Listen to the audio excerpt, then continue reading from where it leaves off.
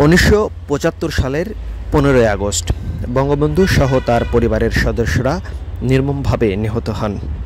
বনানীর এই কবরস্থানে নিহতদের স্মরণে আওয়ামী লীগের বিভিন্ন নেতাকর্মীরা প্রতি বছর তাদের শ্রদ্ধা জানিয়ে স্মরণ করেন, কিন্তু অন্যান্য বছরের চেয়ে এবার একটু ব্যতিক্রম। আপনারা জানেন যে দীর্ঘ ১৬ বছরেরও অধিক সময় ক্ষমতা থাকার পর ক্ষমতাচ্যুত হয় শেখ হাসিনা।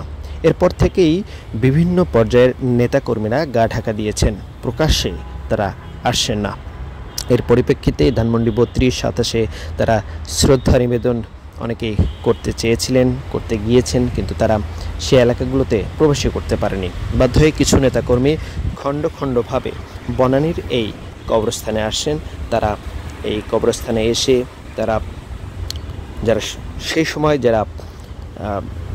নিহত হয়েছেন তাদের স্মরণ করছে এবং অনেকেই আবেগ আপ্লুত হয়ে অঝরে কাঁদছেন, সেটি আপনাদের দেখানোর চেষ্টা করছিলাম। এবং নেতাকর্মীদের মধ্যে এক ধরনের আতঙ্ক, যারা মূল সারির এবং বড় নেতাকর্মীরা ছিলেন, বিভিন্ন বড় বড় ইউনিটের দায়িত্ব পালন করছেন, তাদের অধিকাংশই কিন্তু গা ঢাকা দিয়েছেন, যার কারণে এই জায়গাটিতে অন্যান্য বছরের যেমন হাজার হাজার নেতাকর্মীর ভিড় থাকে, তারা শ্রদ্ধা জানাতে আসেন, সেরকম চিত্র কিন্তু এবার নেই।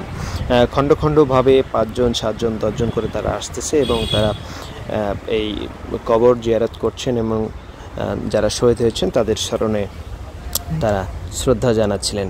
তো এই ছিল বনানীর যে কবরস্থান, যেখানে বঙ্গবন্ধু পরিবারের ১৮ জন নাম সহ আরও নাম না জানা অনেকেই এখানে দাফন করা হয়েছে।